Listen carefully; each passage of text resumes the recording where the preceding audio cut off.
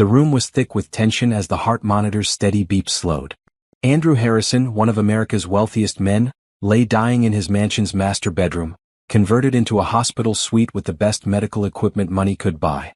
Family members crowded around, brothers, sisters, cousins, nieces, nephews, all dressed in expensive black clothing, their faces showing varying degrees of grief and calculation.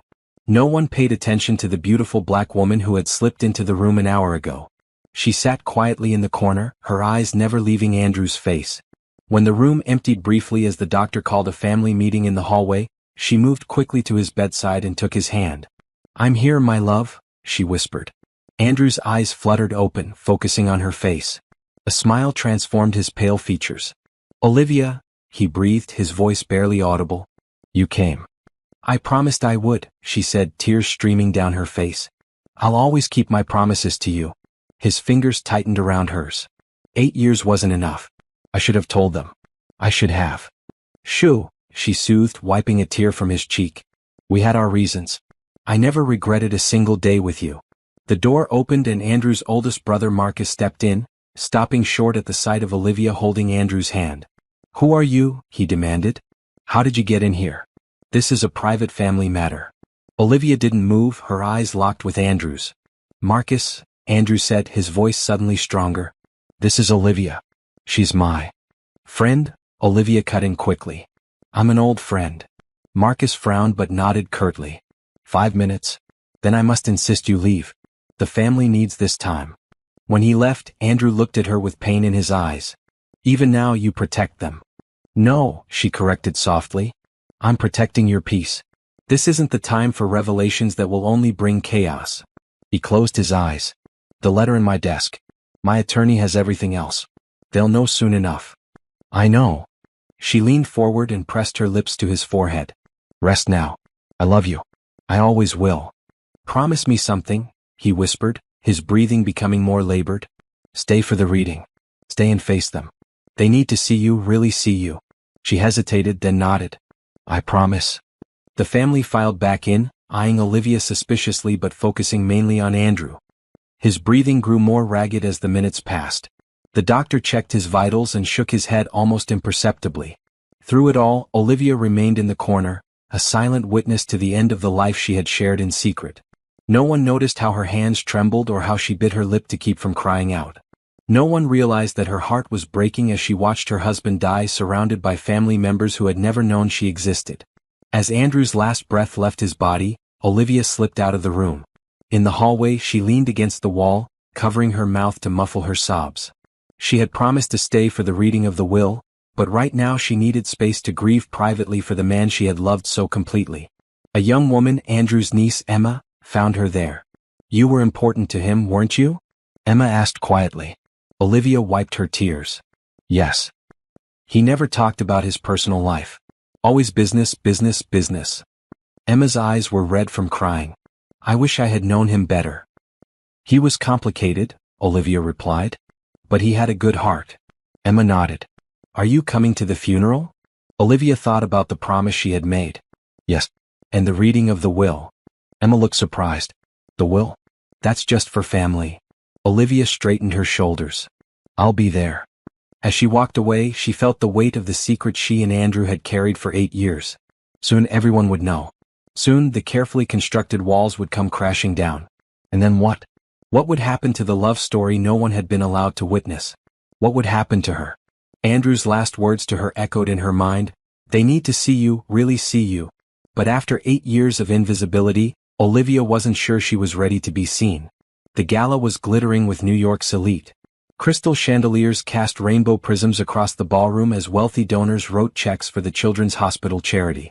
Olivia Johnson moved through the crowd confidently, clipboard in hand, making sure everything ran smoothly. As the event coordinator, she had spent months planning this night. "Excuse me," a deep voice said behind her. "Is there somewhere quiet I could make a phone call?" Olivia turned to find herself looking into the bluest eyes she'd ever seen. The man was tall, with salt and pepper hair and a tailored tuxedo that screamed old money. "Of course, Mr. Harrison," she said, recognizing the major donor immediately. "There's a library down the hall to the left." He looked surprised.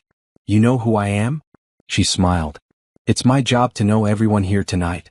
especially someone who donated $1 million. And you are Olivia Johnson. I organized this event. His eyes swept the room appreciatively. Then I should be complimenting you. This is exceptionally well done. Thank you. The library? She led him to a quiet room lined with bookshelves. He paused at the doorway. Would you have dinner with me tomorrow night? He asked abruptly. Olivia blinked. I'm sorry? Dinner. With me. Tomorrow. She studied him. Andrew Harrison, 45, never married, ruthless businessman, billionaire. She'd done her research on all the major donors. Why? She asked. He laughed, a genuine laugh that transformed his serious face. Because you didn't pretend not to know who I am, but you weren't impressed by it either. Because you're clearly brilliant at what you do. Because you're the most beautiful woman I've ever seen. I don't date clients, she said firmly. The event's over tomorrow. I won't be your client anymore. His eyes twinkled. Just dinner. If it's terrible, you never have to see me again. She shouldn't. She really shouldn't. But something in his directness intrigued her. Just dinner, she agreed. Just dinner turned into just breakfast the next morning. And lunch the following day. Within a month they were inseparable. Andrew's world was different from anything Olivia had experienced. Private jets, seaside mansions, five-star restaurants where the chef came to their table. But what surprised her most was Andrew himself. Behind closed doors, the ruthless businessman was thoughtful, funny, and surprisingly vulnerable. My family has expectations, he told her one night as they lay in bed. The Harrison legacy stretches back generations. Old money, old ideas. Are you saying they wouldn't approve of me? She asked. He traced her cheekbone with his finger. They wouldn't approve of anyone who might change their perfect image of me. But you challenge everything they believe. Because I'm black. That's part of it, he admitted. They're stuck in another century. But also because you're independent, outspoken, not from their world. You wouldn't play their games. So what does that mean for us? He kissed her. It means I have a choice to make. Them or you. 3 months later, he proposed with a simple emerald ring, her favorite stone. I want to marry you, he said. But I need to ask something difficult. Olivia waited. I want our marriage to be private. Just us. No family, no press, no announcements. She pulled back. You want to keep me a secret. I want to keep us sacred, he countered. My family, they'll try to destroy this. They've done it before. I can't risk losing you. So you want me to live in the shadows? Never meet your family? What kind of life is that? He took her hands. One where we make our own rules. One where we build something just for us without their interference. I'm not ashamed of you, Olivia. I'm afraid of them. She thought about it for days. Was love enough if it had to be hidden? Could she be happy as a secret wife? In the end, she said yes with conditions. 5 years, she told him. We keep it private for 5 years. Then we tell everyone no matter what. He agreed immediately. They were married in a tiny ceremony on a beach in the Caribbean, with only the officiant and 2 strangers as witnesses. They bought a penthouse in the city where they could be themselves and a small house in the suburbs registered to an LLC where they pretended to be a normal couple. For 3 years it worked. They were blissfully happy in their bubble, safely away from the Harrison family's judgment and interference. Andrew split his time between their secret life and his public one. Olivia built her event planning business and kept her maiden name professionally. In year 4, everything changed. I'm pregnant, she told him one morning. His face lit up with pure joy, then darkened with worry. This changes things. Yes, she agreed. It does. The beach house in Montauk became their sanctuary after Olivia discovered she was pregnant. Andrew bought it through one of his holding companies, making sure his family couldn't trace the purchase. Set on a private stretch of beach with tall hedges and an electronic gate, it offered the freedom they craved. We can raise our child here, Andrew said as they walked along the shoreline. At least part of the time. Away from prying eyes. Olivia let the sand run through her fingers as she sat on the beach. But for how long, Andrew? We agreed on 5 years. That deadline is coming up next year. And now with a baby? He sat beside her, wrapping his arm around her shoulders. I know. I've been thinking about it constantly. The company's in a delicate position right now. We're negotiating the biggest merger in Harrison history. If my family gets distracted by personal drama. Personal drama? Is that what you call our marriage? Our child? Hurt flashed in her eyes. No. God, no. He ran his hands through his hair in frustration. That came out wrong. You and the baby are my real life. The company, the family expectations, that's the drama. But the timing. My father's health is failing. If he finds out now, it could destroy everything he built. Olivia stood up, brushing sand from her clothes. I never agreed to hide forever, Andrew. I won't raise our child to think they're a secret that needs to be kept. Just a little more time, he pleaded. After the merger, after my father, things will be different. I promise. She looked at him, this man she loved so completely, and saw the conflict tearing him apart. 3 more years. After the baby comes, we have 3 years. Then we tell everyone no matter what. He nodded solemnly. 3 years. Their daughter, Sophia, was born on a stormy night in April. Andrew was there, holding Olivia's hand through every contraction, tears streaming down his face when the doctor placed the tiny bundle in his arms. She's perfect, he whispered. Just like her mother. For the first year of Sophia's life, they lived in a bubble of joy. Andrew adjusted his schedule to spend 4 days a week at the beach house. The other 3, he maintained his public image in the city while Olivia and Sophia stayed in Montauk. It wasn't ideal, but they made it work. When Sophia turned 1, Andrew's father had a massive stroke. The family rallied around him, and Andrew was expected to be there constantly. Days away turned into weeks. I'm so sorry, he told Olivia during a rare weekend visit. Everything's falling apart at once. The merger's hit complications, father's health is worse, and Marcus is pushing for changes in the company that could undo decades of work. Olivia saw the toll it was taking on him.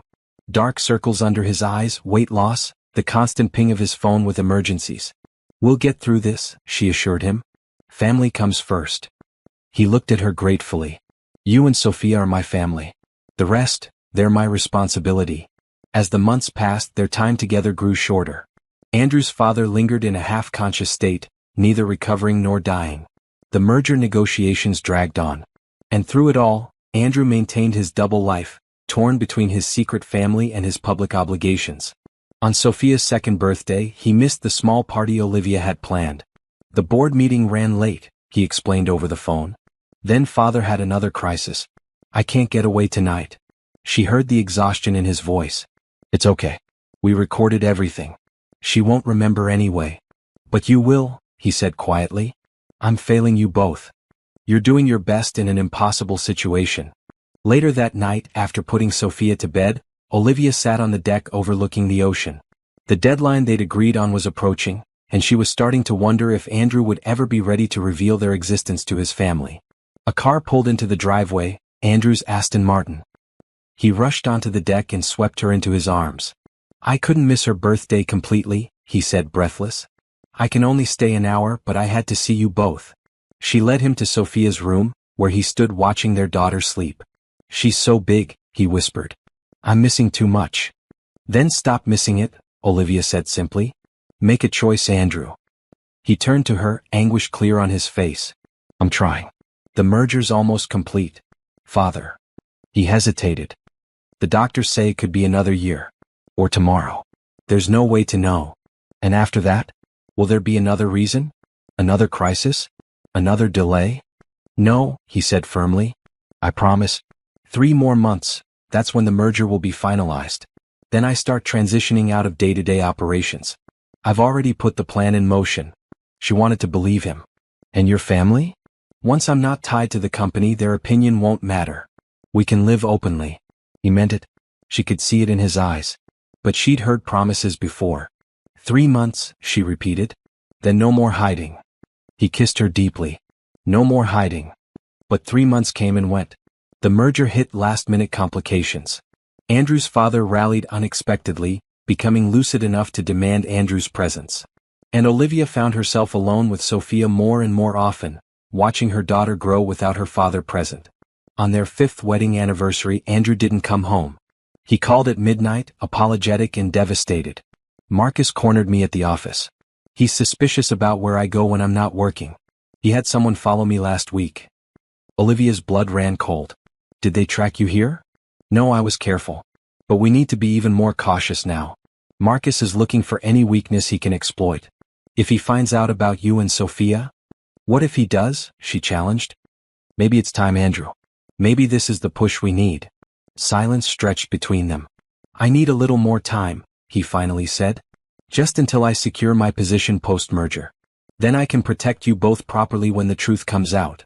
With a heavy heart, Olivia agreed to wait. Again. As Sophia's third birthday approached, Andrew was diagnosed with pancreatic cancer. The beach house kitchen was filled with the smell of coffee and pancakes when Andrew arrived on a Tuesday morning. It was unusual for him to come on a weekday, and Olivia knew immediately something was wrong. "Daddy?" Sophia squealed, running to him with sticky hands. At 3 years old, she was a perfect blend of both parents, Andrew's blue eyes and Olivia's warm brown skin and curly hair. Andrew scooped her up, holding her tighter and longer than normal. Over their daughter's head, his eyes met Olivia's. The pain she saw there made her stomach clench. "Why don't you finish your breakfast, sweetie?" she suggested to Sophia. "Daddy and I need to talk for a minute." Once Sophia was settled with her pancakes and a coloring book, they stepped onto the deck. "What is it?" she asked, her voice steady despite her racing heart. Andrew took a deep breath. "I've been having some pain. Thought it was stress or maybe an ulcer. I finally went to a doctor last week." She waited, holding her breath. "It's pancreatic cancer. Stage 3. The world tilted beneath her feet. "No. That can't. There must be a mistake." He shook his head.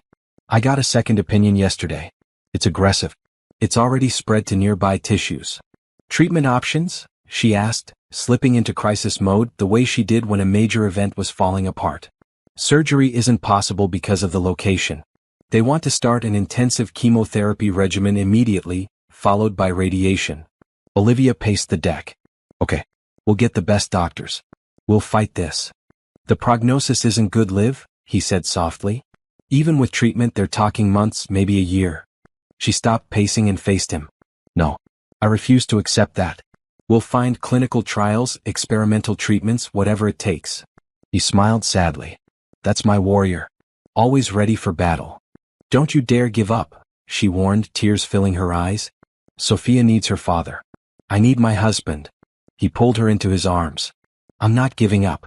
I'll fight with everything I have. But we need to be realistic about what's coming." She pushed away from him.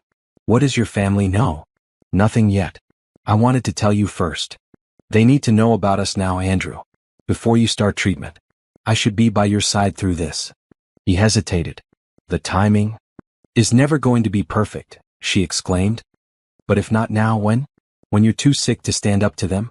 When you're gone and Sophia and I are left to face them alone?" The truth of her words hung in the air between them. "You're right," he finally said. "It's time. But let me do it carefully. My father's health is precarious.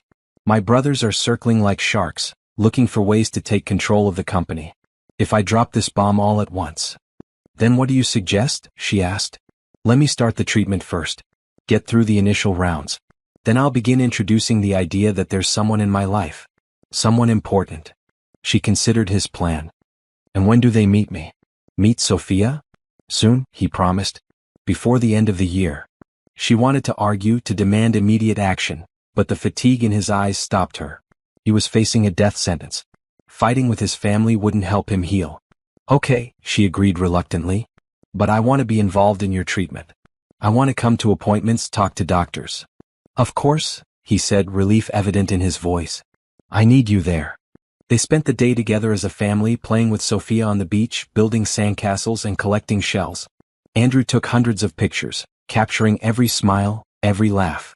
When Sophia napped, they made love with a desperate intensity, both aware of the clock ticking down on their time together. As evening approached, Andrew grew quiet. "What are you thinking?" Olivia asked, running her fingers through his hair as they sat on the couch. "I need to update my will," he said. "Make sure you and Sophia are protected no matter what happens." "Don't talk like that. We have to be practical, Liv. If I die before my family knows about you." She placed her finger over his lips. "You're going to beat this. And your family is going to know us long before then." He kissed her palm. "Still, I'm meeting with my attorney tomorrow. I want everything in order." The next few weeks passed in a blur of doctor appointments, treatment plans, and stolen moments together. Andrew began aggressive chemotherapy, which left him nauseated and exhausted. Olivia drove him to and from appointments, held his head when he vomited, and tried to maintain normalcy for Sophia. On the days when Andrew was too sick to leave the city, Olivia would bundle Sophia into the car and drive to their penthouse apartment. They created a routine where Sophia would play quietly while Daddy rested. Though only 3, she seemed to understand the gravity of the situation, her usual boisterous energy dimming in the presence of her father's illness. 2 months into treatment, Andrew's father suffered another stroke and died 3 days later. The funeral was a major society event, covered by the press and attended by politicians, celebrities, and business titans. Andrew stood with his brothers and sisters, playing the role of dutiful son while Olivia watched the coverage on television, an outsider to her husband's public life. After the funeral, Andrew's condition worsened. The cancer was not responding to treatment as hoped. Instead of introducing Olivia to his family as planned, he was now fighting for every day, every hour. "I need more time," he told her during a rare good day, when the pain medication was working and he could sit up and talk. "This isn't how I wanted it to happen. Not with everything so chaotic." She sat beside him on their bed, holding his increasingly frail hand. "I understand. But Sophia asks about you constantly when you're not here. She doesn't understand why her daddy is always sick, always away." He closed his eyes, tears leaking from the corners. "Bring her tomorrow. I need to see her." "You're sure? You said your brother might stop by." "I don't care anymore. If he meets her, so be it." But when the next day came, Andrew was too sick to see anyone. The new medication had caused a severe reaction, and he was back in the hospital. Olivia paced the waiting room, unable to go to his room for fear of running into his family. A nurse took pity on her. "Are you a friend of Mr. Harrison's?" Olivia nodded, not trusting herself to speak. "He's asking for you. His family just left for dinner. You have about an hour." She slipped into his room, heart breaking at the sight of him connected to so many machines. His once robust frame was skeletal now, his skin yellowed from liver involvement. "Hey, beautiful," he whispered when he saw her. She kissed his forehead. "Hey yourself, handsome." He tried to smile. "Liar. How are you feeling?" "Like I'm running out of road." He gripped her hand with surprising strength. "I need you to promise me something. Anything. If I don't make it, don't let them erase you. Don't let them pretend you and Sophia don't exist." A sob caught in her throat. "Andrew? Promise me. The will is set. My attorney knows everything. But I need you to be strong. I need you to stand up to them." "I promise," she whispered. "But you're going to be fine. You'll tell them yourself." He shook his head slightly. "We both know that's not true anymore. The new scans, it's everywhere now." She laid her head on his chest, listening to the uneven beat of his heart. "I love you. We'll get through this." But in her heart she knew they wouldn't. Not together. The clock that had been ticking since his diagnosis was running out of time. Autumn leaves scattered across the lawn of the Harrison mansion as Olivia pulled up to the imposing gates. She'd never been here before, had only seen pictures of the family estate in magazines and news articles. Now, sitting in her car with her heart pounding, she wondered if she was making a terrible mistake. 4 months had passed since Andrew's diagnosis, and his condition was deteriorating rapidly. The experimental treatment they'd pinned their hopes on had failed. The cancer was winning, spreading through his body with ruthless efficiency. The doctors were now talking in terms of weeks, not months. Yesterday, Andrew had been moved from the hospital to his family home to live out his final days. He'd called Olivia, his voice barely a whisper. "I need to see you. Both of you. I can't die without holding you one more time." So here she was, with 4-year-old Sophia sleeping in the back seat, about to walk into the lion's den. She pressed the intercom button at the gate. "Harrison Residence," a crisp voice answered. "I'm here to see Andrew. He's expecting me." Pause. "Your name, please?" "Olivia Johnson." Another longer pause. "1 moment." Olivia waited, fingers drumming nervously on the steering wheel. Had Andrew told someone she was coming? Or would she be turned away at the gate? Finally the voice returned. "Mr. Harrison is expecting you. Please drive up to the main entrance." The gates swung open and Olivia drove slowly up the winding driveway. The mansion loomed ahead, a sprawling stone structure that had housed generations of Harrisons. She parked and gently woke Sophia.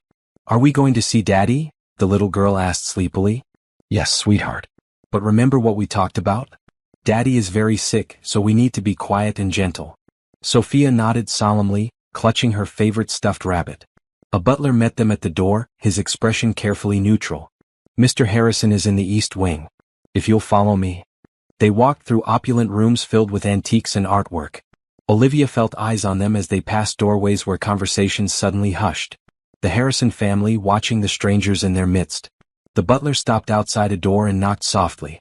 A nurse opened it, looking surprised at the sight of Olivia and Sophia. "Mr. Harrison is resting," she said. "Let them in," came Andrew's faint voice from inside. "Please." The room was large but dimly lit, the curtains drawn against the afternoon sun. Medical equipment surrounded the bed where Andrew lay, his once powerful frame now painfully thin. Olivia approached slowly, holding Sophia's hand. "Hey, we're here." Andrew's eyes opened, focusing with effort. When he saw them, his face transformed with joy. "You came." "Of course we did." She leaned down to kiss him gently. He turned to Sophia, who was hanging back, eyes wide at the sight of her father so changed. "Come here, princess. Don't be scared." Olivia lifted Sophia onto the edge of the bed. The little girl reached out tentatively to touch her father's face. "Does it hurt, Daddy?" "Not when you're here," he said, his voice stronger than it had been in days. "I've missed you so much." "I drew you pictures," Sophia said, reaching into her small backpack. "Mommy said they would make you feel better." "They already have," he assured her as she spread crayon drawings across his blanket. For an hour they existed in their own world. Andrew mustered his strength to listen to Sophia's stories, to ask about her preschool, to tell her how much he loved her. Olivia sat beside them, taking mental photographs of these precious moments. A knock at the door broke their bubble. Andrew's brother Marcus entered without waiting for a response. "Andrew, the attorney is here." He stopped short at the sight of Olivia and Sophia. Andrew didn't flinch. "Marcus, this is Olivia. And this is Sophia." Marcus looked at them with confusion, then back to his brother. "The attorney needs to discuss some paperwork with you. Privately. Anything he needs to say can be said in front of my wife and daughter," Andrew replied, each word deliberate. The silence that followed was deafening. Marcus stared, his expression cycling through confusion, disbelief, and anger. "You're what?" he finally managed. "You heard me." Andrew's hand found Olivia's, gripping it weakly. "It's time for the truth, Marcus. I'm dying and I won't leave this world with lies still on my lips." Marcus's face hardened. "We'll discuss this later. When you're thinking clearly." He left, the door closing firmly behind him. Andrew turned to Olivia, exhaustion evident in his face. "That went well." She smiled despite her anxiety. "Could have been worse. He'll be back. With reinforcements." Sophia had moved to a chair by the window, absorbed in a book she'd brought. Olivia leaned closer to Andrew. "Should we leave?" "No," he said firmly. "This is what I've wanted for years. No more hiding. No more secrets. Your family won't make it easy. I don't care anymore." His eyes found hers. "I've been a coward for too long, Liv. Afraid of their judgment, their control. But what did it get me? A deathbed full of regrets." Tears filled her eyes. "Don't talk like that. You did what you thought was right." "I did what was easy," he countered. "And you paid the price." Before she could respond, the door opened again. This time, Marcus was accompanied by two of Andrew's sisters and an older man Olivia recognized as the family attorney. "Andrew," one of the sisters began, "what is Marcus telling us? Who are these people?" Andrew struggled to sit up. Olivia adjusted his pillows, supporting him. "Elizabeth, Catherine, this is my wife, Olivia. And our daughter, Sophia." Elizabeth gasped. Catherine's hand flew to her mouth. "That's impossible," Elizabeth said. "You're not married." "We've been married for 8 years, Andrew replied calmly. "Quietly, privately. My choice, not hers." The attorney stepped forward. "Mr. Harrison, given your condition and the medication you're on, perhaps this discussion should wait." "It can't wait, James. You know that better than anyone." Andrew's voice was fading, the burst of energy he'd found upon seeing his family now depleting rapidly. "You have the papers. You know the truth." James nodded reluctantly. "Yes, sir. I do." Marcus turned on the attorney. "What papers? What is he talking about?" "Mr. Harrison's will and associated documents," James replied. "Which I'm not at liberty to discuss until after his passing, as per his instructions." "This is absurd," Catherine said. "He's clearly not in his right mind." Olivia had remained silent, letting Andrew handle his family. But now, seeing him weakening with each passing moment, she stood. "I think Andrew needs to rest now," she said firmly. "This excitement isn't good for him." "And who are you to decide that?" Elizabeth demanded. "His wife," Olivia replied simply.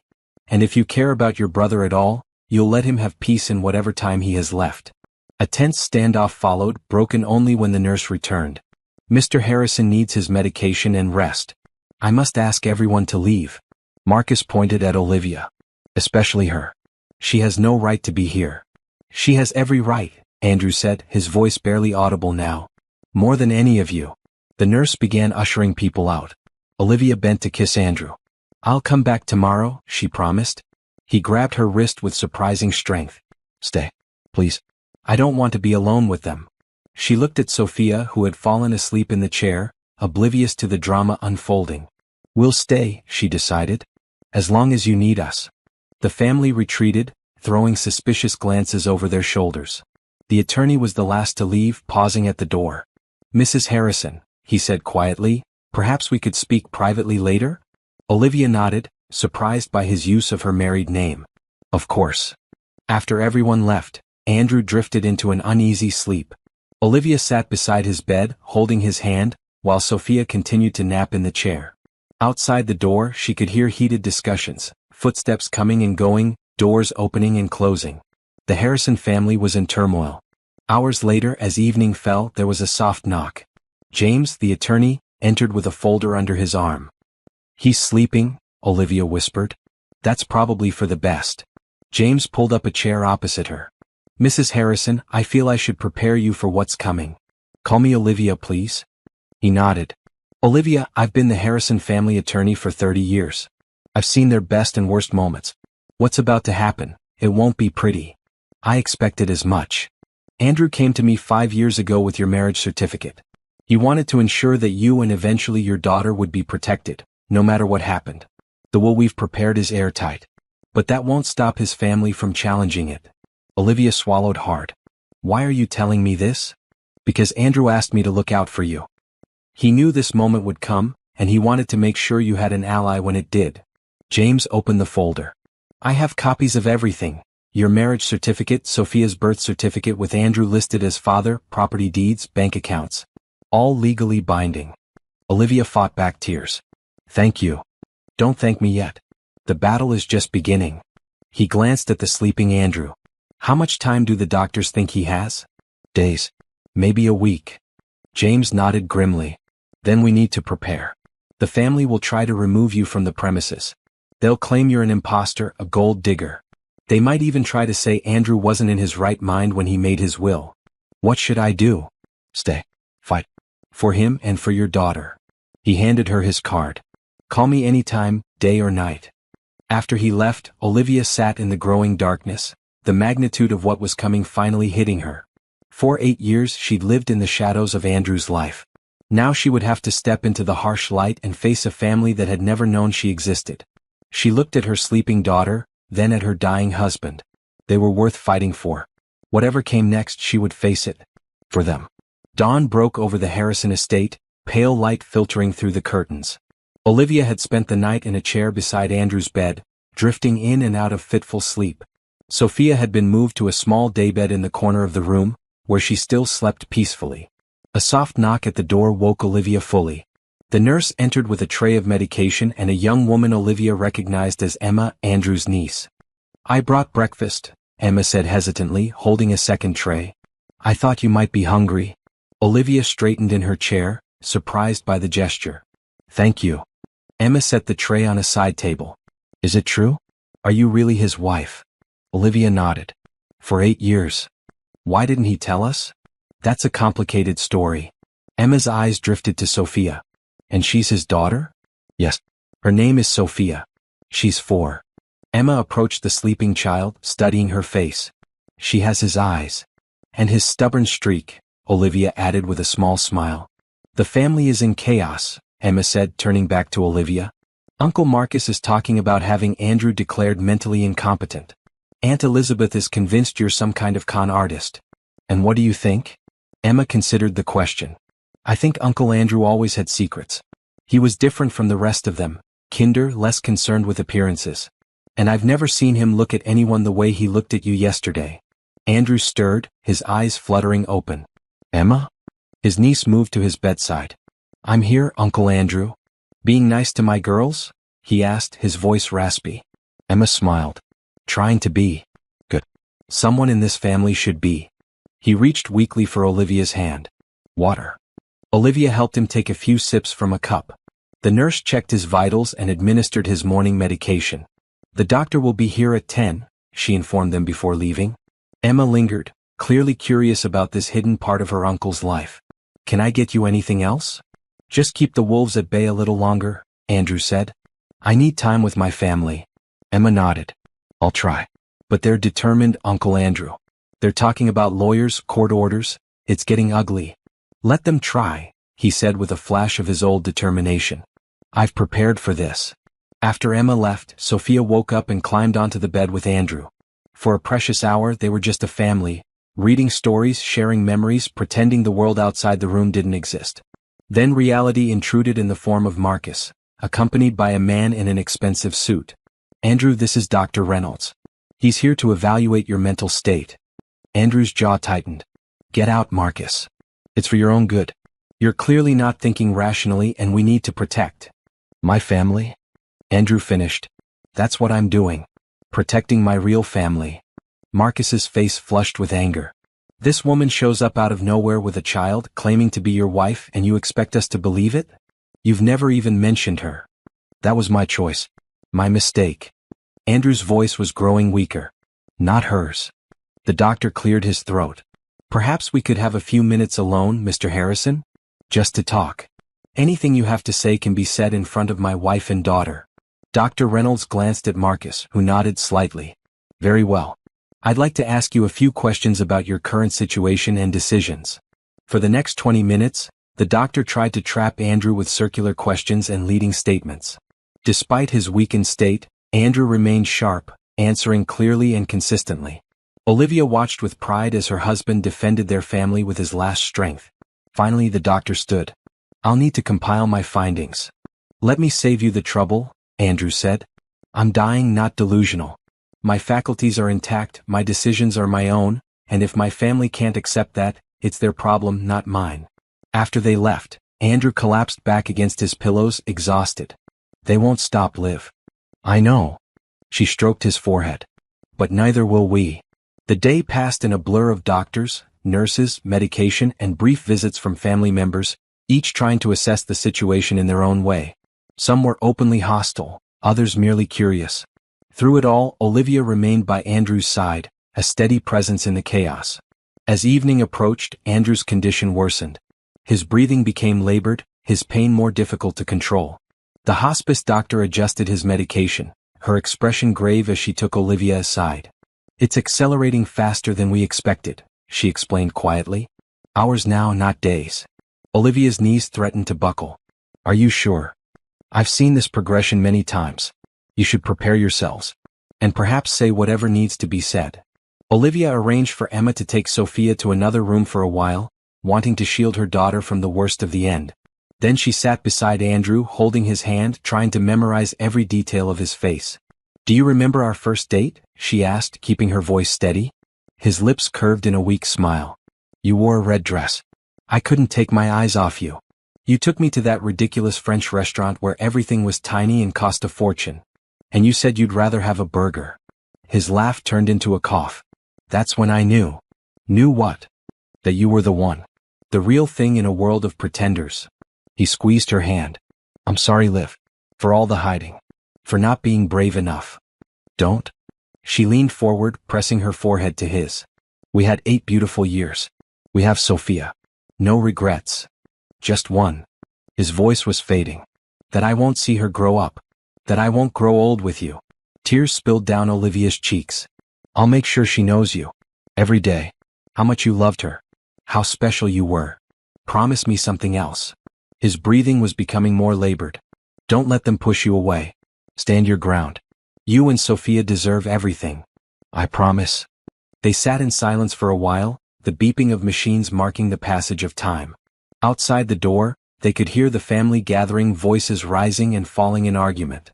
"Bring Sophia," Andrew finally said. "I need to say goodbye." Olivia sent a text to Emma, who soon arrived with Sophia. The little girl seemed to sense the gravity of the moment, her usual chatter silent as she approached the bed. "Come here, princess," Andrew said, patting the space beside him. Sophia climbed carefully onto the bed and nestled against her father's side. "Are you going to heaven, Daddy?" Andrew's eyes met Olivia's over their daughter's head. "Soon, sweetheart. but I'll still be watching over you. Will you be an angel? The very best angel. Whenever you see a star, that's me winking at you. Sophia considered this. Will you come back? Not in the way you mean. But I'll never really leave you. He touched her heart. I'll be right here. And in your memories. For the next hour, Andrew mustered his remaining strength to create one last memory with his daughter, telling her stories, making her laugh, listening to her plans for kindergarten. When he began to tire, Olivia suggested that Sophia draw him a special picture. While their daughter was distracted with her crayons, Andrew pulled Olivia close. It's time, he whispered. I can feel it. She fought back a sob. I'm not ready. Neither am I. But it's happening anyway. His blue eyes, still bright despite his illness, fixed on hers. Remember what we talked about. The letter in my desk at the penthouse. The safe at the beach house. James has copies of everything. I remember. And live? Be happy again someday. That's an order. Before she could respond, the door opened. Marcus and Elizabeth entered, followed by several other family members. We need to talk, Andrew, Marcus began. Olivia stood. Not now. Can't you see he's exhausted? This can't wait, Elizabeth insisted. The family needs answers. The only answer you need is that I love my wife and daughter, Andrew said, his voice surprisingly strong. The rest is in my will. Marcus stepped closer to the bed. You can't possibly expect us to accept this arrangement. A secret wife? A child we've never heard of? It's preposterous. Your acceptance isn't required, Marcus. Only your compliance with my wishes. Elizabeth turned to Olivia. How much is he paying you? To pretend to go along with this charade? Andrew tried to sit up, anger giving him momentary strength. Elizabeth, that's enough. No, it's not enough, she shot back. You bring these strangers into our home, claim their family, expect us to just accept it? After a lifetime of shutting us out of your personal life, suddenly we're supposed to embrace your wife and child? How do we even know she's yours? Sophia looked up from her drawing, her bottom lip trembling at the raised voices. Olivia moved quickly to her daughter, protective instincts flaring. Don't you dare upset my child. Whatever issues you have with me or with Andrew, leave her out of it. The confrontation might have escalated further, but at that moment Andrew made a strange, gurgling sound. All eyes turned to him as his body spasmed once, then went still. Andrew? Olivia rushed to his side. The heart monitor flatlined, its steady beep becoming a continuous tone. The nurse ran in, quickly assessed the situation, and pressed the emergency call button. Everyone out, she ordered. Now. The family backed away, shock replacing anger on their faces. Olivia stood frozen, one hand on Andrew's chest, the other reaching back for Sophia, who had begun to cry. Daddy, the little girl wailed. Daddy, wake up. The medical team arrived, but it was already clear. Andrew Harrison was gone. In the chaos that followed, the doctor's official pronouncement, the nurse's compassionate explanations, the funeral home being called, Olivia held Sophia close, both of them crying as the reality sank in. Through her tears, she became aware of the family watching from the doorway. Their expressions ranged from stunned grief to calculating speculation. Only Emma showed genuine compassion, stepping forward to place a hand on Olivia's shoulder. I'm so sorry, she said softly. Marcus cleared his throat. The funeral arrangements will be handled by the family. We'll be in touch about other matters. Olivia looked up, wiping tears from her face. We'll be staying here tonight. Sophia and I need time to say goodbye. That won't be necessary, Elizabeth said coldly. This is a family. We are family, Olivia interrupted, her voice steady despite her breaking heart. And we're staying. For a moment, it seemed Marcus would argue. Then, perhaps aware of how it would appear to forcibly remove a grieving widow and child, he nodded stiffly. One night. We'll discuss next steps in the morning. After they left, Emma helped Olivia prepare Sophia for bed. The exhausted child finally fell asleep clutching her stuffed rabbit and the last drawing she'd made for her father. Thank you, Olivia said to Emma, for your kindness. He loved you, Emma replied simply. That's enough for me. Left alone with her thoughts, Olivia returned to Andrew's bedside. His body had been prepared for removal to the funeral home in the morning, but for now, she had these final moments with him. I'll keep my promise, she whispered, kissing his cold forehead. They'll know us. They'll see us. And Sophia will have everything you wanted for her. Outside the window, stars dotted the night sky. One seemed to shine particularly bright. Olivia smiled through her tears. Andrew was winking at them already.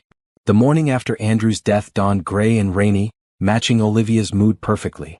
She'd barely slept, spending most of the night watching over Sophia and planning their next steps. She knew the battle was just beginning.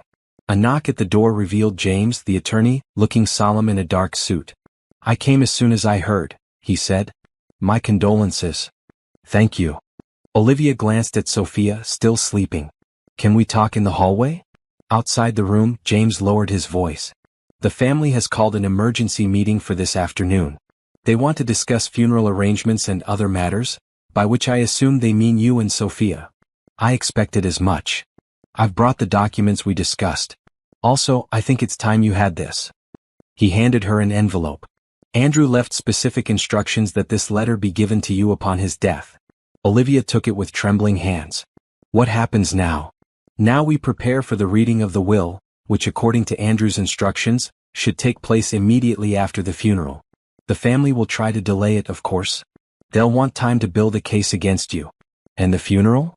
"Day after tomorrow. They're moving quickly, hoping to minimize press coverage of any complications." Olivia nodded. "Meaning me?"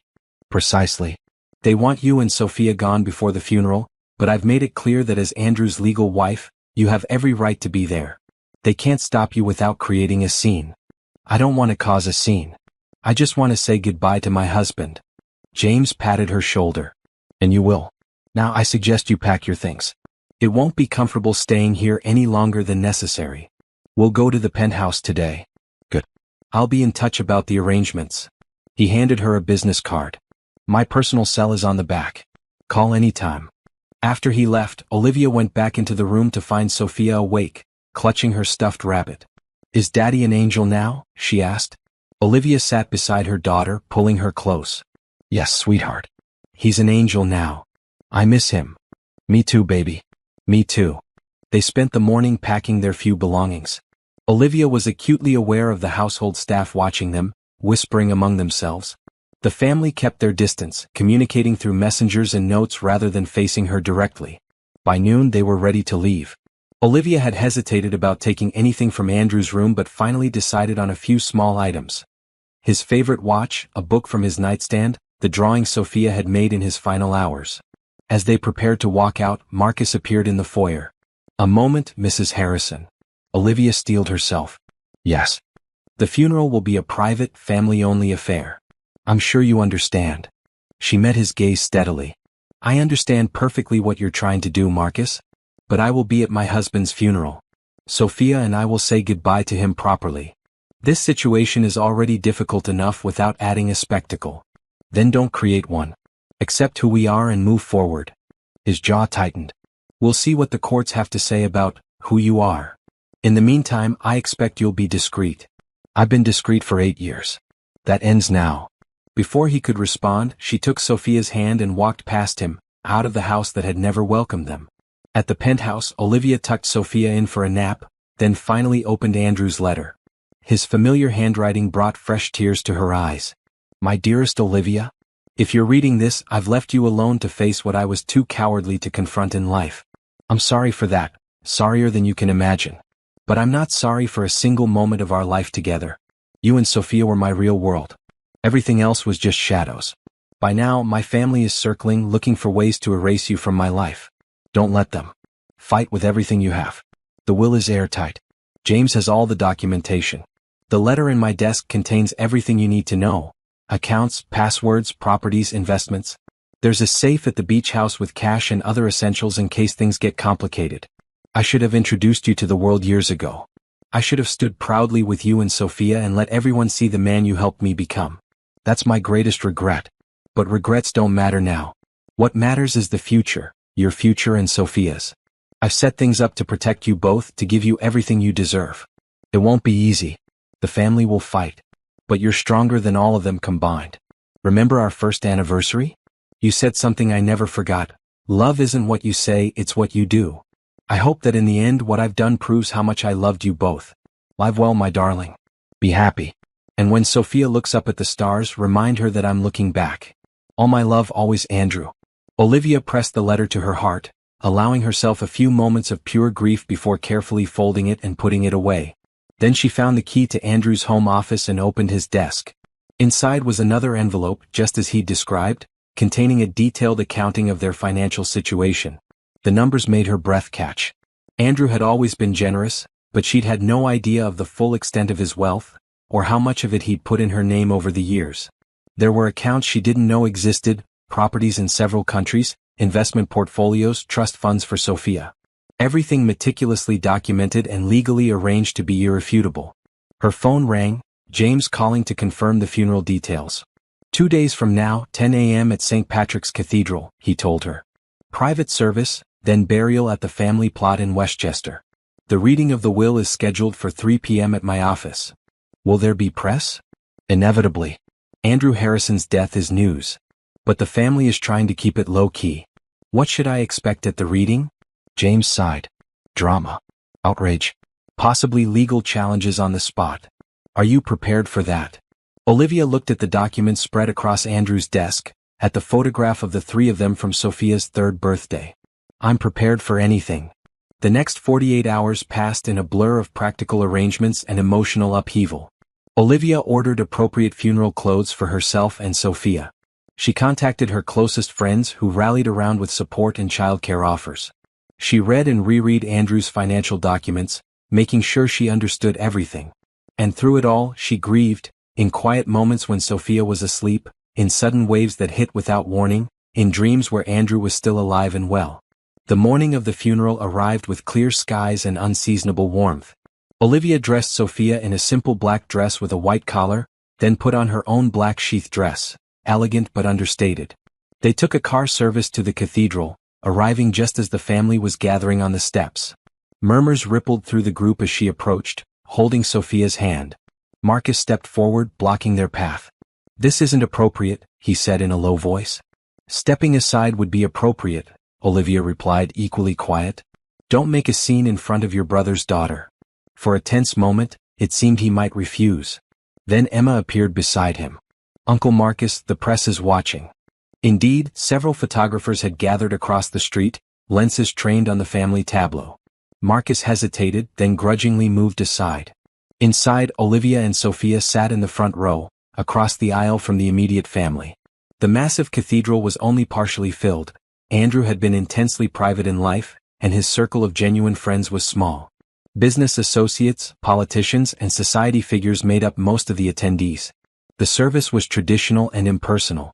None of the speakers, Andrew's oldest brother, a business partner, a childhood friend, seemed to know the real man at all. They spoke of his business acumen, his philanthropic contributions, his family legacy. Nothing about his gentle humor, his love of simple pleasures, his devotion to his daughter. When the final hymn ended, the family rose to follow the casket out. Olivia and Sophia fell into step behind them, drawing curious glances and whispered questions from the mourners. At the cemetery, the family arranged themselves around the grave. Again, Olivia and Sophia stood apart, though Emma broke ranks to stand beside them. He would have wanted you here, she whispered. As the minister spoke the final prayers, Sophia tugged at Olivia's hand. Can I put my drawing with Daddy? She asked. Olivia hesitated, aware of the watching family, then nodded. Of course, sweetheart. After the casket was lowered, while the family placed their roses on top, Sophia stepped forward with her folded drawing. Elizabeth made a small sound of protest, but a sharp look from Emma silenced her. The little girl carefully dropped her artwork into the grave. Bye, Daddy, she said clearly. Don't forget to wink at me.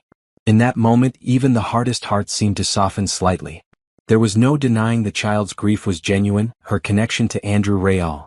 As the gathering dispersed, James approached Olivia. 3 o'clock at my office.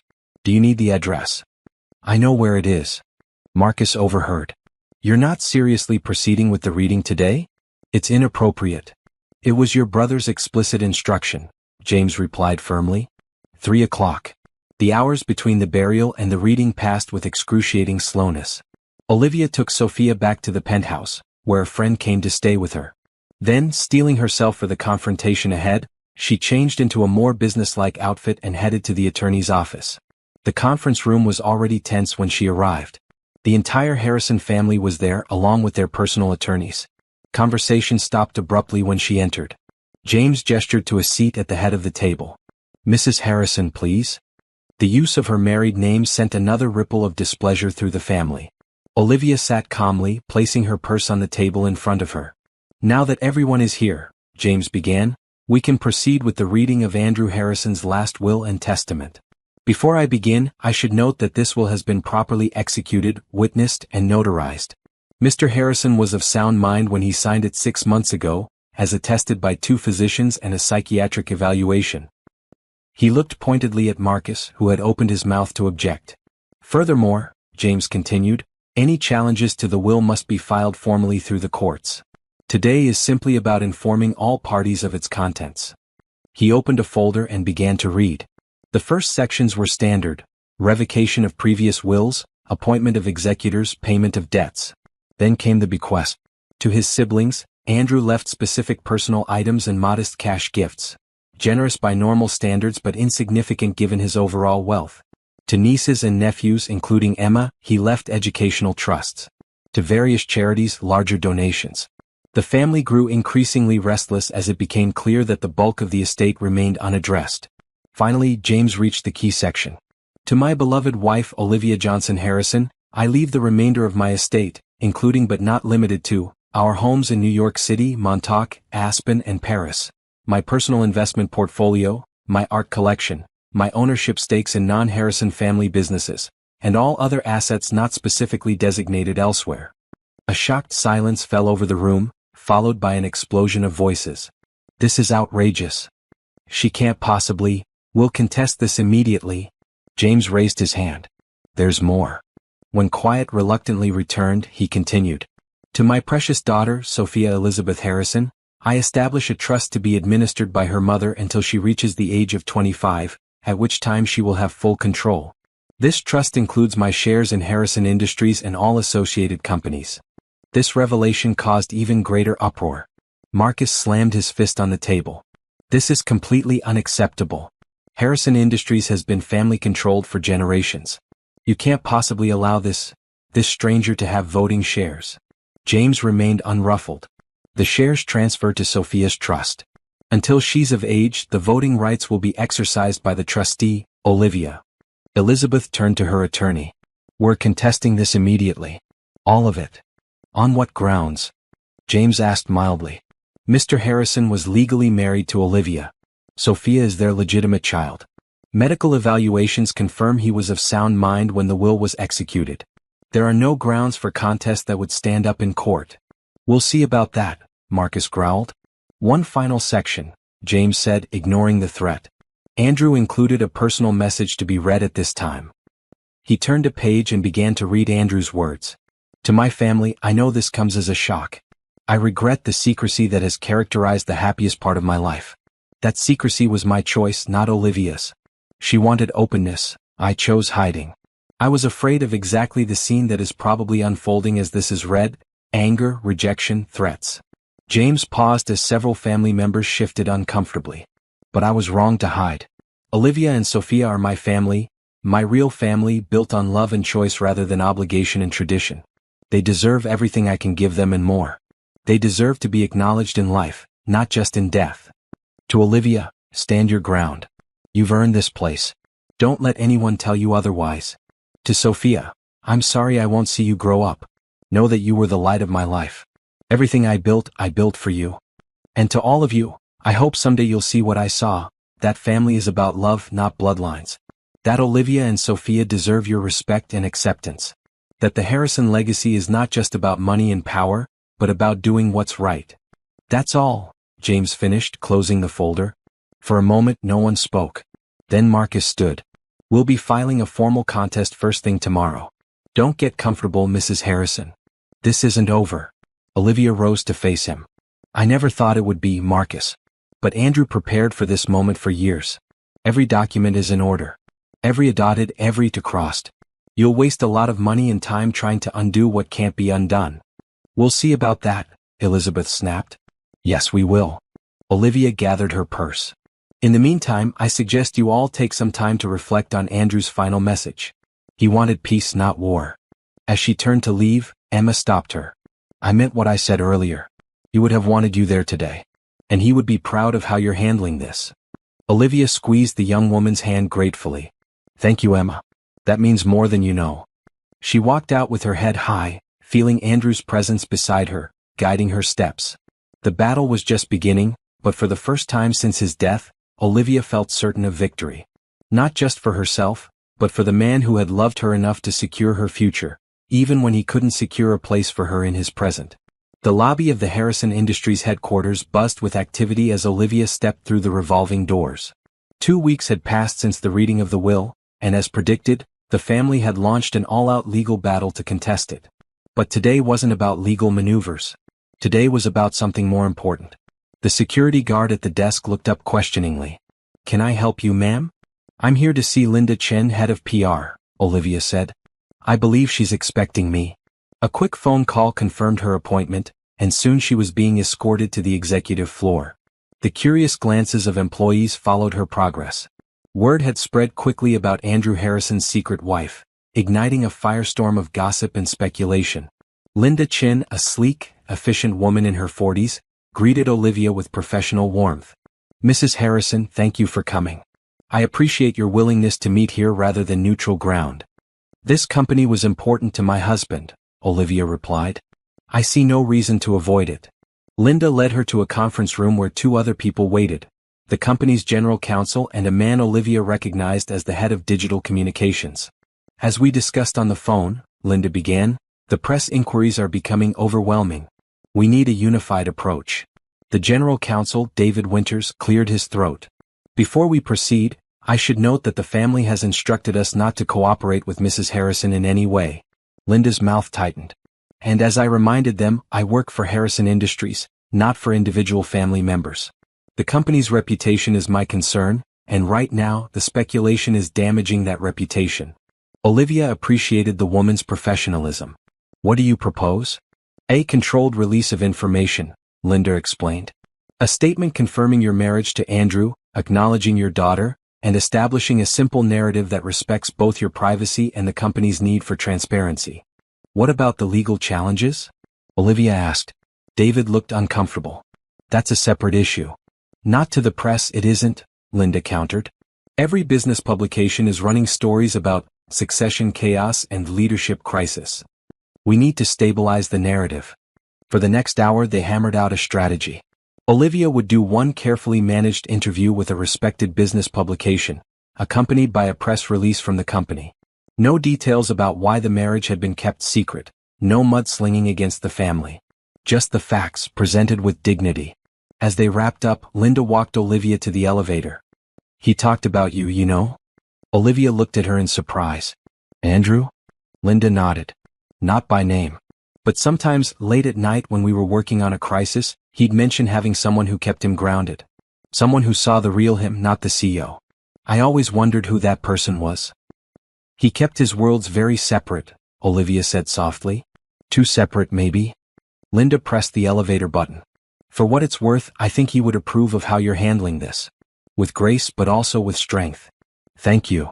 As the elevator doors opened, Linda added, "One more thing. Emma Harrison has been asking to meet with you. Off the record, away from the family." Olivia considered this. "Tell her to call me directly." Back at the penthouse, Olivia found Sophia and her nanny back from their trip to the park.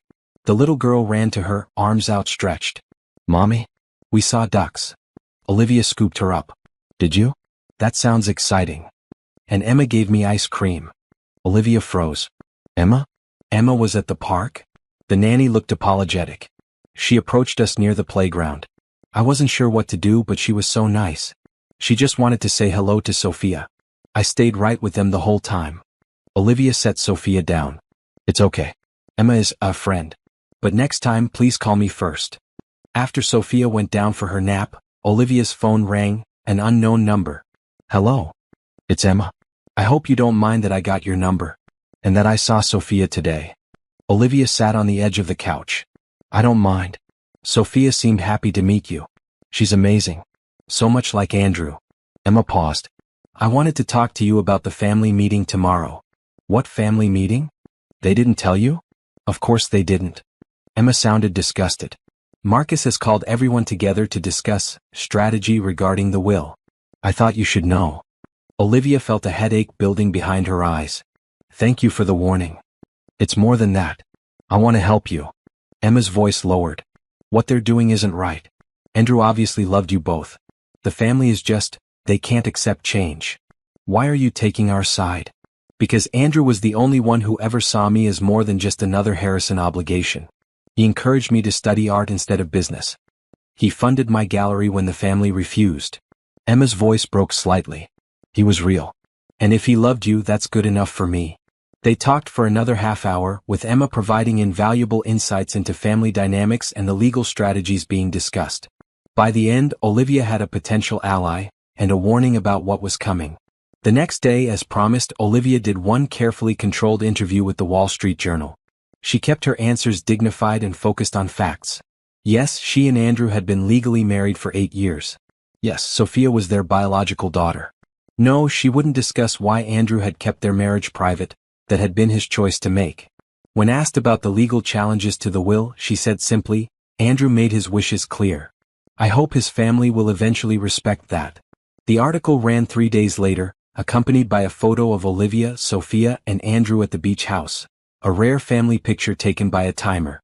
The response was immediate and overwhelming. Social media exploded with speculation and debate. News outlets picked up the story, running segments on the Harrison inheritance drama. But most surprisingly, public opinion seemed to be swinging in Olivia's favor. The image of the devoted wife and innocent child, hidden away by a man torn between love and family obligation, resonated with people. The Harrisons, with their obvious wealth and privilege, came across as cold and grasping by comparison. A week after the article appeared, Olivia received a call from James. The family wants to meet, he said without preamble, to discuss a settlement. Olivia wasn't surprised.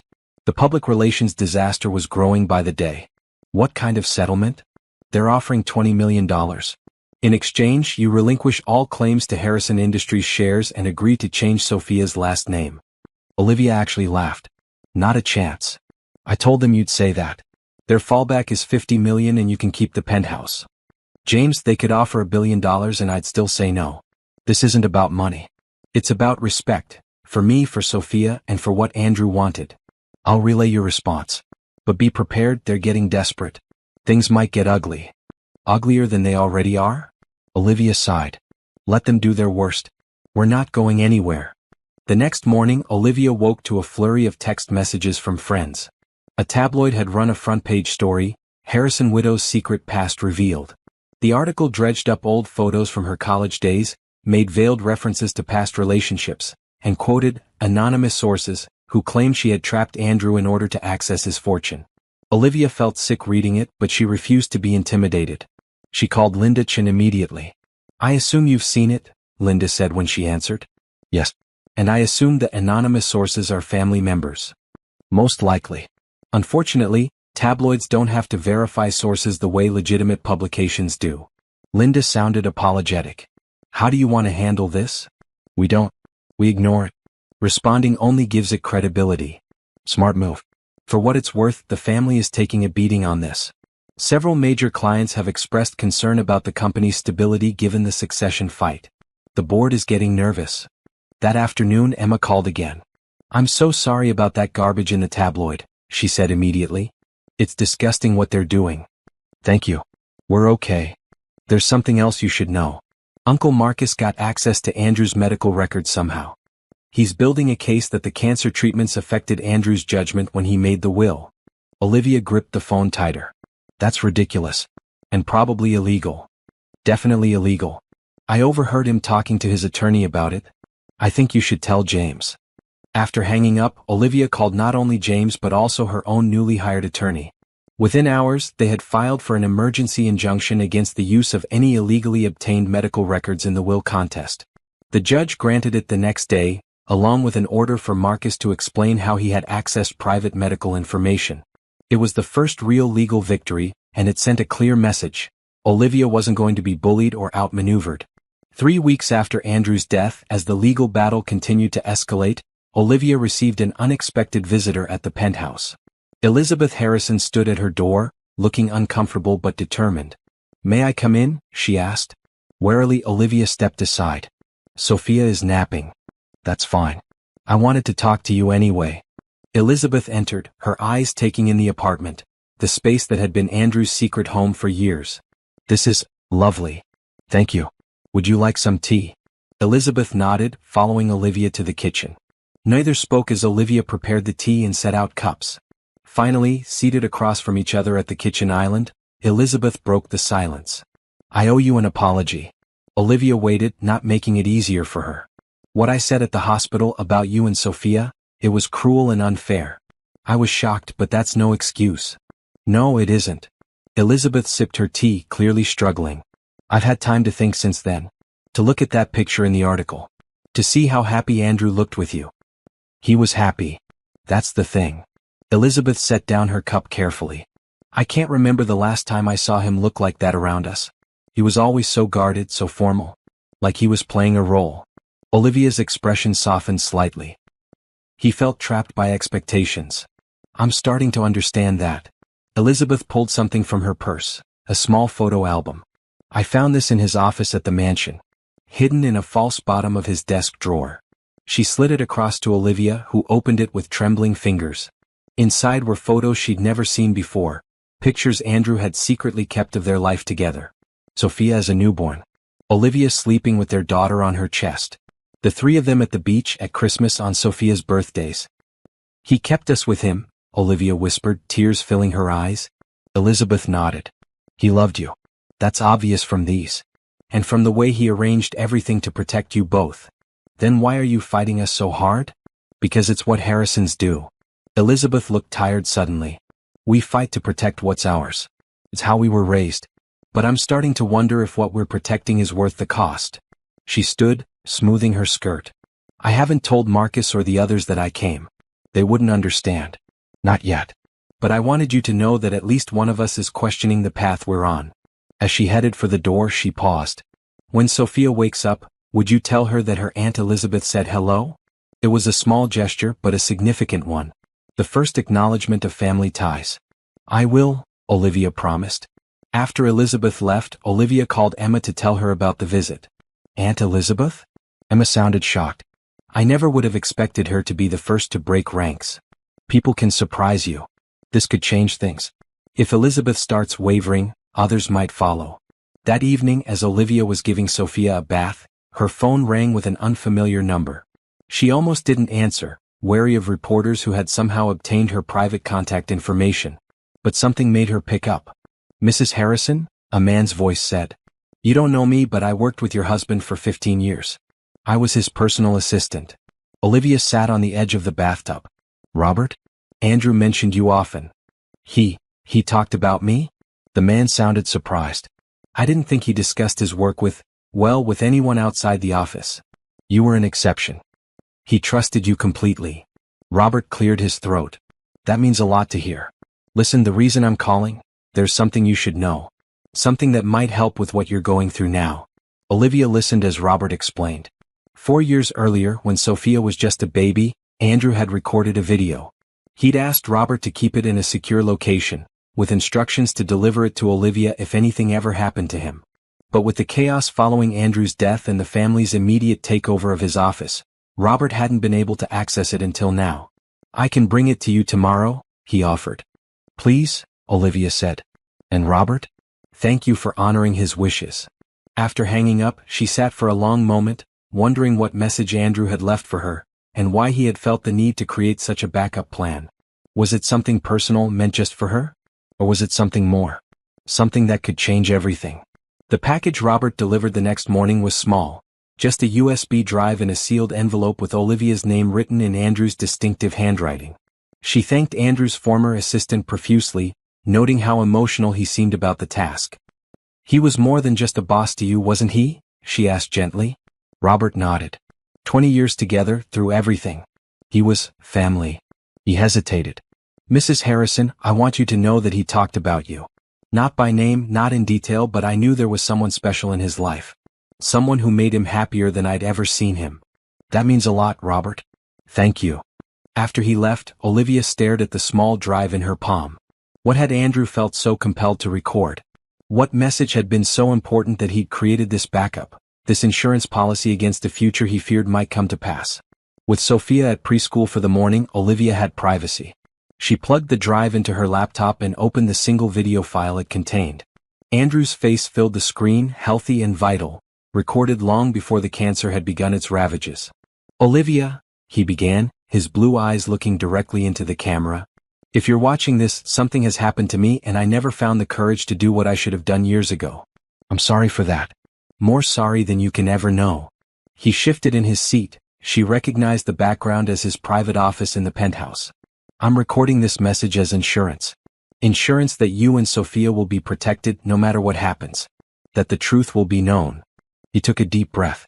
"I've updated my will to provide for you both financially. James has all the necessary documentation of our marriage, Sophia's birth certificate, everything needed to prove your legal rights. But I know my family. They'll fight. They'll try to erase you, to pretend you never existed. They might claim I was coerced or manipulated or not of sound mind." His expression hardened. "So I want to state clearly and unequivocally that I, Andrew Harrison, am making these decisions of my own free will, with full mental capacity and after careful consideration. I love my wife, Olivia Johnson Harrison, and our daughter, Sophia Elizabeth Harrison. They are my family, my real family, and I want them to have everything I can provide." He paused, running a hand through his hair in a gesture so familiar it made Olivia's heart ache. "But this video isn't just about legal protection. It's about the truth of why I kept our marriage secret." He looked down briefly, then back at the camera with determination. "The Harrison family has a long history of controlling its members through financial pressure. When I was 20, I fell in love with a woman my family didn't approve of. When I refused to end the relationship, my father threatened to cut me off, to take away my position in the company, my inheritance, everything. I was young and ambitious. I gave in." Olivia flinched. Andrew had mentioned a previous relationship, but never in such specific terms. 10 years later, my brother Marcus faced a similar situation. His wife, his first wife, wasn't from the right background. The family made their disapproval clear. Eventually, the pressure destroyed their marriage. She left with a settlement but without her dignity. Marcus remarried someone the family approved of. Andrew's jaw tightened. "When I met you, Olivia, I knew immediately how my family would react. Not just because you're black, though that would certainly have been an issue for some of them, but because you're independent, strong-willed, unwilling to conform to their narrow expectations. I knew they would try to destroy what we had." He leaned closer to the camera. "So I made a choice. A selfish choice looking back now. I chose secrecy over confrontation. I told myself I was protecting you and our relationship, but the truth is I was protecting myself too. From their judgment, their interference, their inevitable attempts to control the situation." Andrew closed his eyes briefly. "I convinced myself it was temporary. Just until the right moment. Just until my father's health improved. Just until the company was more stable. Always just until. But the right moment never came because I never had the courage to create it." He opened his eyes, which now glistened with unshed tears. "I'm ashamed of that now. You deserved better. You deserved to be acknowledged, celebrated, introduced to the world as my wife. Sophia deserved to know her extended family, to be recognized as a Harrison. Instead, I kept you both in the shadows because it was easier than fighting." His voice grew stronger. "But I don't want to be that man anymore. I'm recording this as a promise, to you, to Sophia, to myself. Within the next year, I will tell my family the truth. I will introduce you properly. I will stop living this divided life." He smiled sadly. "If you're watching this, it means I failed to keep that promise. For that, I can only ask your forgiveness and hope that this message helps secure the future you both deserve." He leaned forward as if to turn off the camera, then stopped. "One more thing. If my family contests the will, if they try to paint you as some kind of opportunist, show them this. Show the world if necessary. Let everyone know that you were never the secret. You were the light I was too afraid to share." The screen went black. Olivia sat motionless, tears streaming down her face. It was as if Andrew had reached across time and death to speak directly to her heart, to acknowledge his failings, to reaffirm his love, to give her one final gift. The video wasn't just a declaration of his intentions. It was a powerful legal tool. No judge or jury could watch it and doubt Andrew's competence or his genuine desire for Olivia and Sophia to inherit. It was the ultimate insurance policy. She reached for her phone and called James. "I have something you need to see," she said simply. An hour later, James sat in her living room, having just watched the video twice. "This changes everything," he said. With this, their claims of mental incapacity or undue influence are completely undermined. Should we show it to them directly? Olivia asked. Before taking it to court? James considered the question. It might give them a chance to prepare a counter-strategy. On the other hand, it might convince some of the family to drop the contest entirely. Elizabeth is already wavering, Olivia told him about the surprise visit. And Emma has been supportive from the beginning. Marcus is the real obstacle, James said. He's driving this fight, and he has the most to lose if Harrison Industries shares go to Sophia's trust. Olivia made a decision. Set up a meeting. Just the immediate family, you and me. No other attorneys. Are you sure? Yes. It's time to end this. For all our sakes, but especially for Sophia's. She's lost her father. She shouldn't lose her father's family too. The meeting was arranged for the following evening at James's office, neutral territory.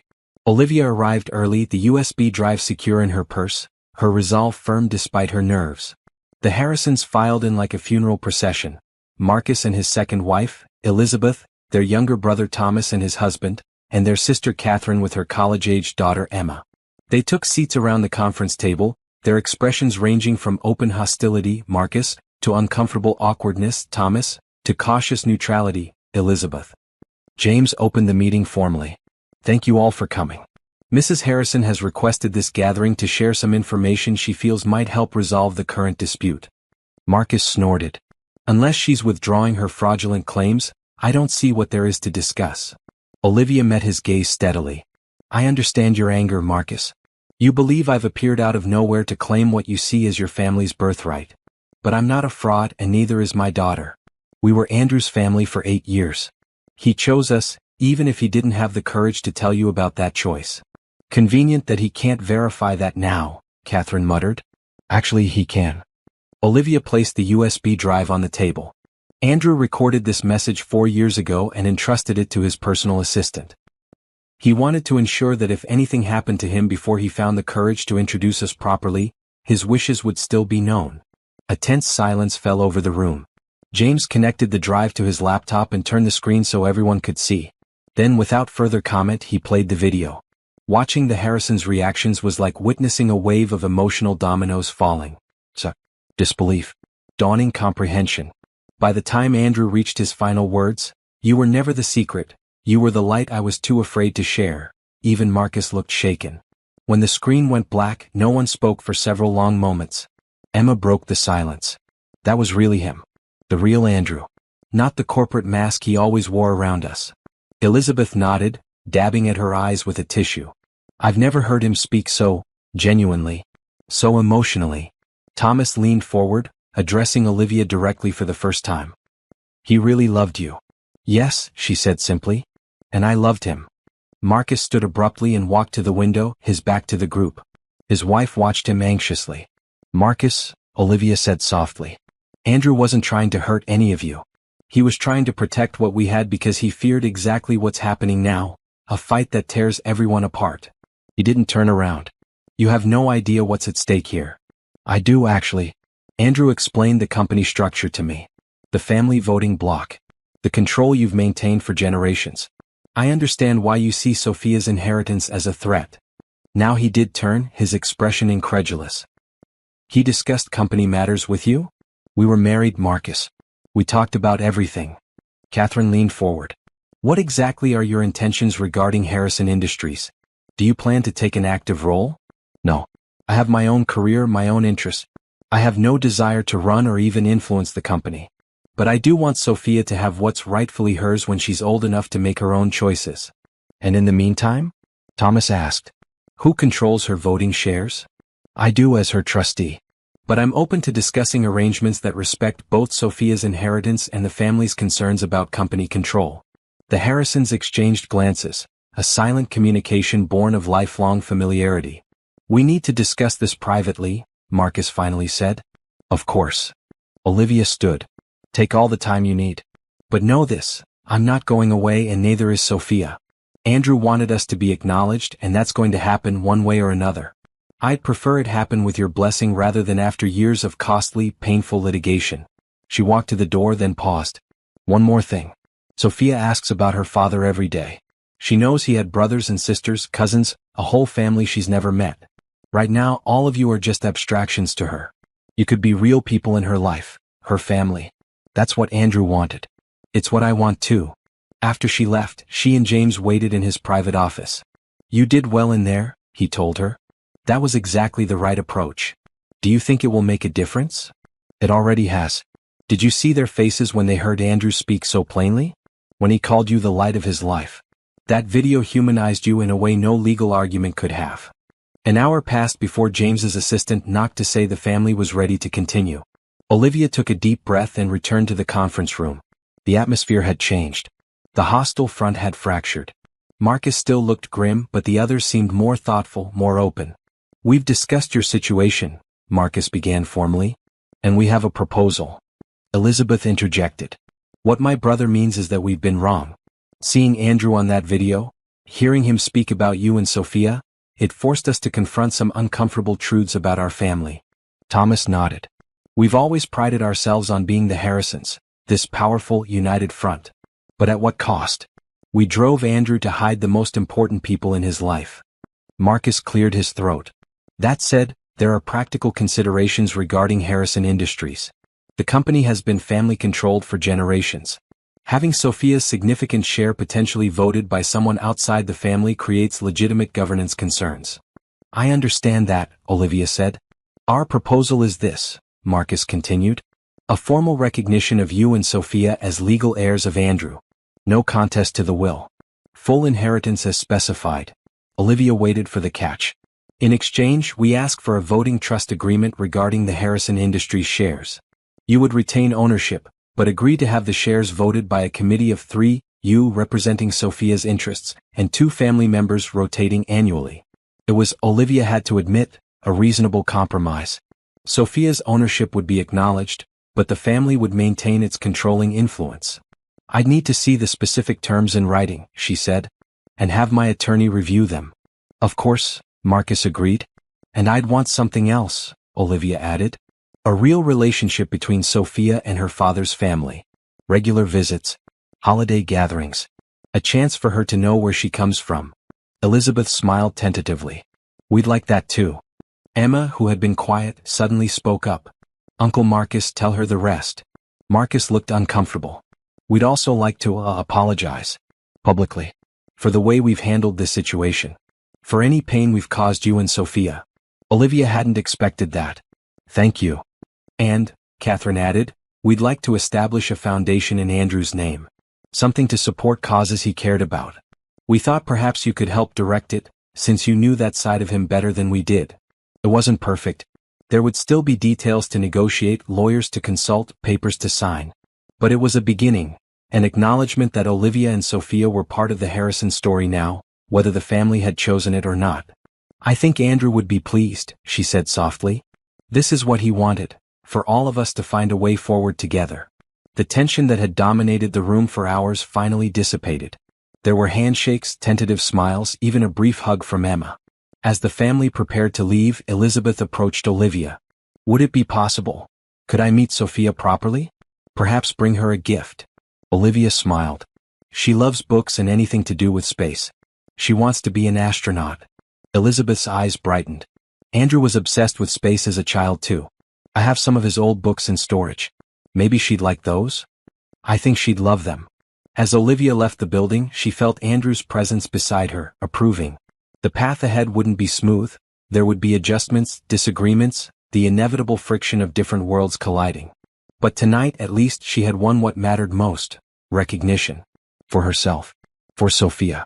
For the love that Andrew had hidden for too long. No longer secret. No longer shadows.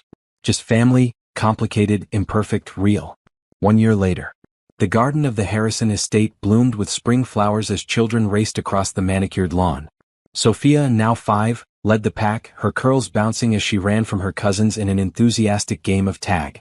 Olivia watched from the terrace, a smile playing on her lips. A year ago, she couldn't have imagined this scene.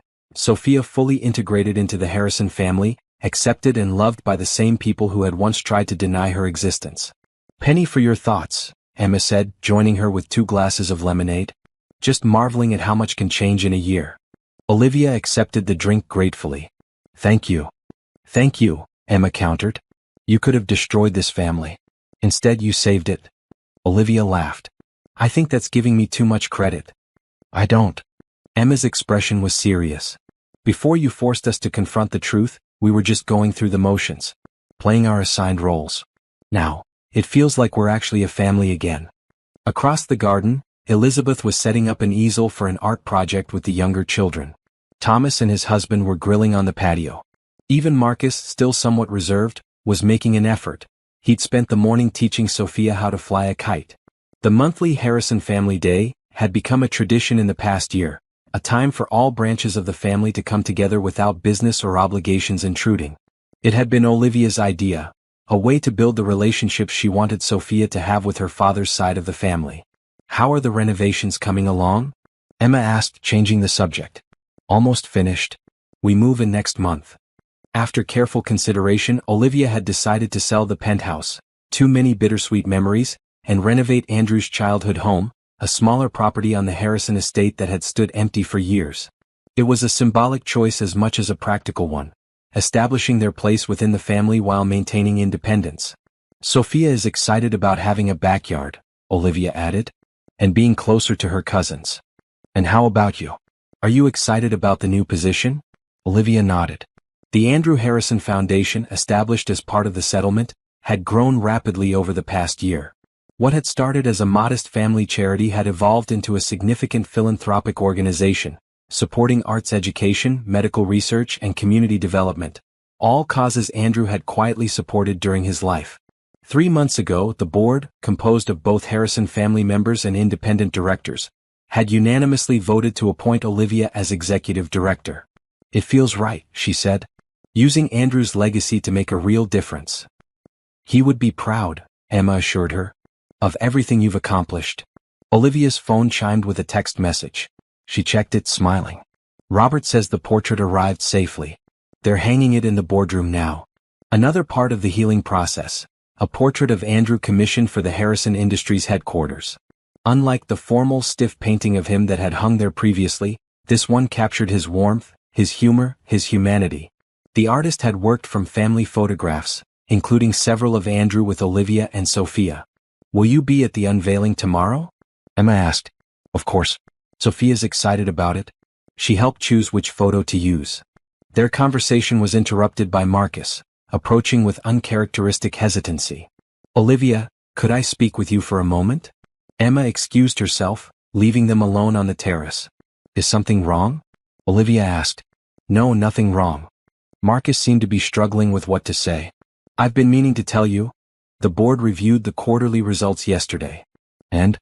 The initiatives you suggested for the foundation, particularly the scholarship program, they're making a difference. Not just for the recipients but for the company's reputation. Applications for positions are up 40%. Employee satisfaction scores have improved. Even our stock has seen a boost. Olivia smiled. I'm glad to hear it. But I doubt that's what you wanted to tell me. Marcus sighed. No, it's not. What I wanted to say is, you were right. About Andrew. About what he wanted. About how our family needed to change. He looked out at the children playing. Sophia has been good for all of us. She reminds me of Andrew when he was young, before the weight of expectations crushed his spirit. He would be happy to hear you say that. I was wrong about you, Marcus admitted. I thought you were a threat to everything we'd built. But you've actually helped preserve it, just in a healthier way. It was as close to an apology as Marcus would likely ever come. Olivia accepted it with a nod. Family was always the most important thing to Andrew, she said. Not the company, not the money. Just the people he loved. I'm trying to honor that. You're succeeding. Marcus hesitated, then added, there's something else. The voting trust agreement comes up for renewal next month. I've been thinking, perhaps we could modify it. Give you a greater say in how Sophia's shares are voted. Olivia raised an eyebrow. Really? What brought this on? You've proven yourself to be thoughtful about the company's interests. And, it's what Andrew would have wanted. Before she could respond, Sophia came running up, breathless and grinning. Mom? Aunt Elizabeth says we can do painting now. Come see. I'll be right there, sweetheart. She watched her daughter race back to the activity table. She has his eyes, doesn't she? And his smile. Marcus agreed. Every time I see her, I see him. The afternoon passed pleasantly, with art projects giving way to a family dinner on the lawn. As twilight approached, Catherine's husband set up a portable movie screen for the children. Sophia cuddled next to Olivia on a blanket, pointing excitedly as the night sky deepened above them. Look, Mom. The first star. That's Daddy winking at us. Olivia hugged her daughter close. Yes, it is. Later, after Sophia had fallen asleep in the guest room they were using until their new home was ready, Olivia stood alone on the balcony, looking out over the Harrison estate. So much had changed in a year. The pain of losing Andrew would never completely fade, but it had been joined by new joys, new connections, new purpose. From her purse, she took out the emerald ring Andrew had given her when he proposed. She'd stopped wearing it after his death, the memories too painful. Now, after careful consideration, she slipped it back onto her finger. Not as a symbol of what she'd lost, but of what she'd gained. What they'd built together. What would continue through Sophia. Her phone chimed with a reminder about tomorrow's portrait unveiling. The ceremony would mark another milestone in the integration of Andrew's two worlds, the family he was born into and the family he had chosen.